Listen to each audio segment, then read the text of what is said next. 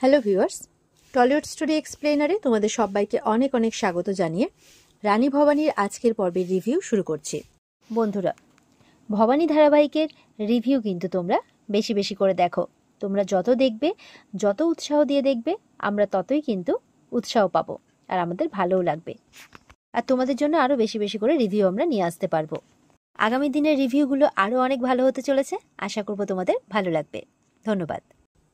শুরুতেই দেখা যাচ্ছে রামকান্ত সিংহাসনে বসেছে আর সবাই তার নামে জয়ধ্বনি দিচ্ছে। ওয়াজির সাহেব এরপরে তার কাজ শেষ হওয়ার পরে রামকান্তর কাছে অনুমতি নেন আর তিনি চলে যান। ভবানী এরপর পিসিমার ইন্দু দিদির কাছে ছুটে যায়। ভবানীকে দেখে তারা আনন্দে জড়িয়ে ধরে। ইন্দু দিদি বলছে, তুই করে দেখালি বোন। রামকান্ত এরপরে খুড়োমশাই বিষ্ণুরাম আর দেবীপ্রসাদকে গৃহবন্দী করার আদেশ দেয়। এটা শুনে বিষ্ণুরাম বলছে, রামকান্ত, তোমার লজ্জা করছে না নিজের খুড়োমশাইয়ের বিরুদ্ধে এরকম আদেশ দিতে?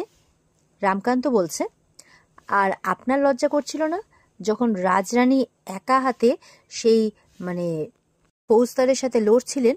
তখন আপনি তো ঘরে হাত গুটিয়ে বসেছিলেন। তাই আপনিও দেবীপ্রসাদের মতো সমান অপরাধী। আর রঘুরাজা এলে আপনাদের দুজনের বিচার করা হবে। ইন্দু বৌঠান এরপর মহারাজকে জানাচ্ছে আর কি, যে ঠাকুমা রাজমাতা আর মা অন্নপূর্ণাকে গৃহবন্দী করে রাখা হয়েছে। রামকান্ত জিজ্ঞাসা করছে, কে এই কাজ করেছে? পিসিমা বলছে, কে আবার? আমাদের প্রসাদ। আর তার সাথে পিসি ঠাকুমা, নেত্যকালী, ফুল্লরা, এরা সবাই মদত দিয়েছে। এটা শুনে পিসি ঠাকুমা মুখ নিচু করে দাঁড়িয়ে থাকেন। আর নেত্যকালী, ফুল্লরা এরা খুব ভয়ে ভয়ে থাকে আর কি। রামকান্ত দেবীপ্রসাদকে জিজ্ঞাসা করছে, তুমি আর কত নিচে নামবে? আর খুড়োমশাইকে বলছে, আর আপনিও এতে সায় দিয়ে মুখ বুজে সবটা মেনে নিয়েছিলেন? বিষ্ণুরাম বলছে, আমি তোমাকে কোনো কৈফিয়ত দিতে রাজি নই। এটা শুনে রামকান্ত তখন রেগে যায় আর বলছে, তাহলে তাই হোক, আপাতত আপনাদের গৃহবন্দী করা হোক, আর আপনারা যা বলার সেটা না হয় বিচার সভাতেই বলবেন। এই বলে পাইকদের ডেকে তাদের গৃহবন্দী করতে বলে। পাইকরা সেই মতো করে তাদের কারাগারে নিয়ে চলে যায়। এরপর কান্তর মা আর ঠাকুমা মুক্ত হন আর সেখানে আসেন। অন্নপূর্ণা তো ভবানীকে দেখেই জড়িয়ে ধরেন আর বলছে, আমি জানতাম মা যে তুমি ঠিক পারবে, তুমি এই বিপদ থেকে আমাদের ঠিক রক্ষা করবে। রাজমাতাও ভবানীকে আদর করে বলছেন, তোমার মঙ্গল হোক মা, সুখী হও আর প্রজাদের আরও আশীর্বাদ পাও। এরপরে সত্যর কথায় সবাই উপস্থিত সকলেই মহারাজা রাজরানীর জয়ধ্বনি দিতে শুরু করে। এরপর দেখা যাচ্ছে ভবানী মা ভবানীর মূর্তির সামনে এসে মাকে বলছে, আজ তোমার জন্যই, তোমার কৃপাতেই আমি রঘুরাজার মহারাজকে মুক্ত করে ফিরিয়ে আনতে পেরেছি। আর তোমার হাত তুমি সবসময় আমার মাথার উপরে এইভাবেই রেখো, আর আমার পরিবারের মাথার উপরে। তোমার হাত যদি আমাদের পরিবারের মাথার উপরে না থাকতো তাহলে এই কাজ করা সম্ভব হতো না। ইন্দু বৌঠানও ভবানীকে দেখে এরপরে সেখানে চলে আসেন। ভবানী তখন ইন্দু দিদিকে দেখতে পেয়ে বলছে, আমি মাকে বলেছিলাম যে তিনি না থাকলে এই বিপদ কাটানো সম্ভব হতো না। মা সত্যিই আমার মনের সব কথা বুঝতে পেরেছেন। ইন্দু দিদি বলছেন, তোর মনের সব ইচ্ছে শুধু মা ভবানীই বোঝেন এমনটা কিন্তু নয়, অন্য কেউ আছে, সেও কিন্তু বোঝে। ভবানী তার দিদির সাথে ভবানী তার দিদি যে হেয়ালি করছে তার সাথে এটা বুঝতে পেরে বলছে, তুমি যা বলছো একটু স্পষ্ট করে বলো তো।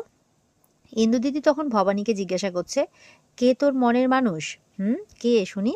ভবানী তখন আশেপাশে কেউ শুনে ফেলতে পারে এরকমটা ভেবে লজ্জা পেয়ে যায়।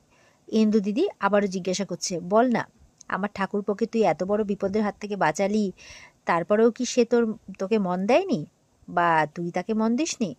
ভবানী তখন জগৎ শেঠের বাড়িতে মহারাজের সাথে তার ধাক্কা লাগে, তারপর মহারাজ তার হাত ধরে তাকে তার কাছে টানে, এই সমস্ত কথা কিন্তু ভাবছে মনে মনে। আর মনে মনে সেই অনুভূতিটা আবারও অনুভব করছে। আর মনে মনে ভাবছে দিদিকে এই জবাবে সে কি উত্তর দেবে। ভবানী চোখ মুখ হাবভাব দেখে ইন্দু দিদি বলছে, বুঝেছি, ভালোই বুঝতে পারছি, তোকে প্রেম রোগে ধরেছে। আর ওদিকে আমার ঠাকুরপো যে তোর জন্য অপেক্ষা করছে, যা গিয়ে দেখ। ভবানী এটা শুনে তখন ভাবছে, সত্যি কি মহারাজ আমার জন্য অপেক্ষা করছেন? এরপরে দেখা যাচ্ছে ভবানী ঘরে বসে আছে আর মহারাজের অপেক্ষা করছে। রামকান্ত এরপরে ঘরে আসে, এসেই ভবানীর পাশে বসেন আর তাকে বলছেন, যেদিন তোমাকে প্রথম দেখেছিলাম সেদিন থেকেই আজ অবধি এতগুলো পথ আমরা কিভাবে যে পেরিয়ে এলাম আমি তো বিশ্বাসই করতে পারছি না। সেই সময় অবশ্য আমাদের মধ্যে দূরত্ব ছিল, কিন্তু ভবানী, আজকে আমরা সেই দূরত্ব মিটিয়ে ফেলতে পারি? এটা শুনে ভবানী মনে মনে আবারও ঝড় ওঠে, আর সে জিজ্ঞাসা করছে, আপনি কি সত্যিই চান যে আমাদের মধ্যে সব দূরত্ব মুছে যাক? রামকান্ত বলছে, হ্যাঁ, যত সময় যাচ্ছে আমি বুঝতে পারছি যে তোমাকে স্ত্রী হিসেবে পেয়ে আমি ধন্য। তাই আমি এই সম্পর্ককে পূর্ণতা দিতে চাই, যাতে আমাদের মধ্যে আর কোনো শূন্যস্থান না থাকে। ভবানীও তখন তাদের মধ্যেকার সমস্ত দূরত্ব মুছে ফেলতে চায়। রামকান্ত এরপর ভবানীকে স্পর্শ করে তাকে কাছে টেনে নেয়, আর তারপর তাকে ভবানীর সাথে একটা সুন্দর সম্পর্ক, একটা সুন্দর সময় কাটাতে থাকে। তাদের দুজনের মহামিলন হয়, তাদের মধ্যে সমস্ত দূরত্ব মিটে যায়, আর তারা দুজনেই এক হয়। এরপর দেখা যাচ্ছে রামকান্ত শুয়ে আছে, আর ভবানী তার বুকে মাথা রেখে শুয়ে আছে। রামকান্ত বলছে, আজ থেকে আমরা দুজনে এক প্রাণ, এক আত্মা হলাম, আর সারা জীবনের জন্য আমাদের পথ চলা একসাথে শুরু হলো। তুমি বলেছিলে না, যেদিন আমি আমার মনে তোমাকে সম্পূর্ণভাবে জায়গা দিতে পারবো, সেদিন থেকে আমাদের মধ্যে স্বামী স্ত্রীর সম্পর্ক শুরু হবে।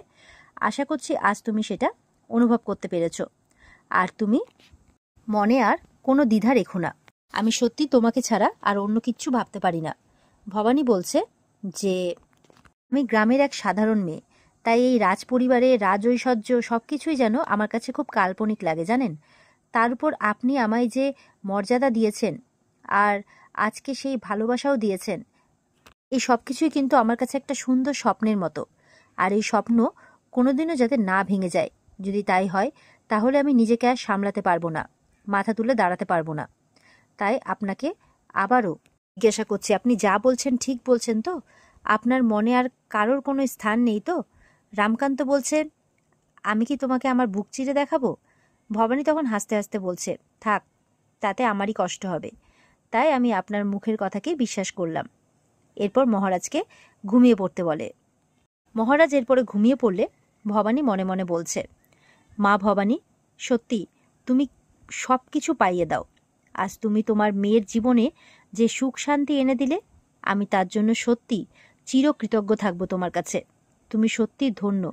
এই বলে মাকে ধন্যবাদ জানিয়ে ঘুমিয়ে পড়ে ভবানী।